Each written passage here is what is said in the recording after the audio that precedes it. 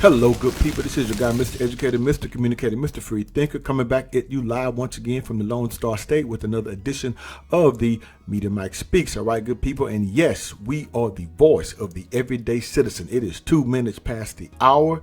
And good people, yes, the thumbnail did not lie. It is true. Amber Guyger is back in the news. Yes, she is. Now, this is interesting because the mainstream media didn't put this one out there.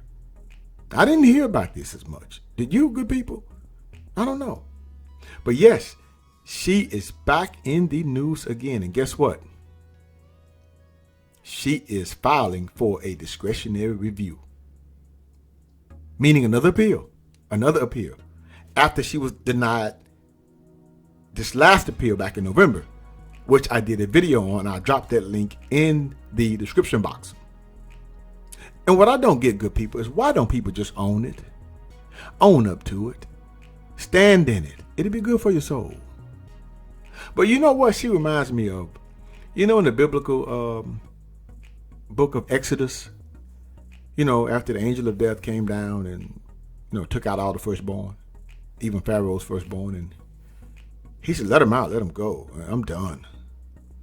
Then he turned around, his heart became hardened again. He said, oh no, forget this. I'm going back and get these slaves. So it's like she broke down, she cried, she realized what she had done. I was wrong, okay. I accept my fate.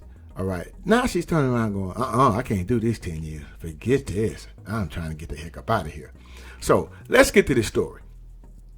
Austin, Texas, just months, good people, after a Texas appeals court upheld Amber Guyger's murder conviction, she's hoping the state's highest court for criminal cases, the Texas Court of Criminal Appeals, will review hers.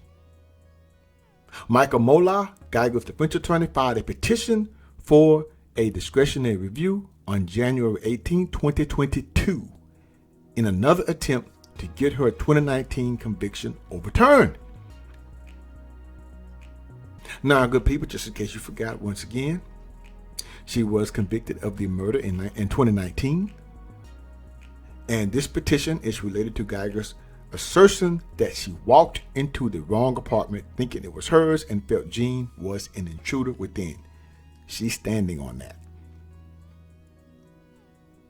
Now, her attorney, Mola, he filed the petition because, now get this, good people, number one, the Court of Appeals erred by affirming Guyger's conviction for murder because, one, through mistake, Guyger formed a reasonable belief about a matter of fact that she entered her apartment and there was an intruder inside. And two, her mistaken belief negated the culpability for murder because although she intentionally and knowingly caused the death, she had the right to act in deadly force in self-defense since her belief that deadly force was immediately necessary was reasonable under the circumstances. A mistake of fact claim can coexist with a self-defense claim because the last time and time before, they were separate. The mistake of fact, according to the courts, and the self-defense claim were separate. They're trying to put them together because she said she made a mistake. Yeah, this is something else. I did put the brief first page of the discretionary review. You will see that. Now, as you all know here, Guyger, a former Dallas police officer, you know, told authorities back in 2018 that after ending a nearly 14-hour work shift, she mistook her apartment for Jean's. She lived one floor below the 26-year-old St. Lucian transplant and accountant. During the trial, jurors learned that moments before he died, Jean was sitting on his couch eating ice cream. Her appeal rested largely on the fact that mistaking her apartment for Jean's was in fact reasonable along with the shooting, causing her lawyer to ask the appeals court to acquit her of murder or find her guilty of criminally negligent homicide, a lesser sentence. And that's what she's trying to go for, so she can get out, see? That's why she's trying to get it remanded for a new hearing on punishment. That's what's going on. Now, I'm not going to go too much into context and details here, but I do want to give you a brief part of the 21-page response that the state addressed Mola's grounds for review. This came from our Dallas, Texas district attorney, Cuso. So, yes, he struck back. But let's hear this answer at this point. Number one, a mistake of fact claim can coexist with a self-defense claim, but it can't overlap it.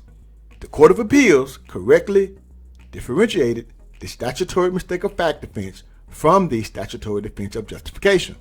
Number two, the Court of Appeals correctly determined that there is no evidence at all that appellant was criminally negligent with respect to the result of her conduct. The evidence was undisputed that appellant intended the result of her conduct, and her mistaken belief about the circumstances did not change her culpable mental state. Meaning, don't say it wasn't a mistake now when you know what your intentions were. You knew that. She was determined. But she is determined now, I'll give her that. She's not quitting. But it doesn't negate the fact that she still shot and killed a man eating ice cream in his own apartment. No ma'am, and no way, I still believe that you should stay. For the crime committed, you do the time best fitted. All right, good people, let me know what you think about this. Until next time, this is your guy, Mr. Educator, Mr. Communicator, Mr. Free Thinker. Subscribe, share, and like to keep me rocking on the mic. Have a good night. I'll understand you soon, it won't be long. Keep on, keep running.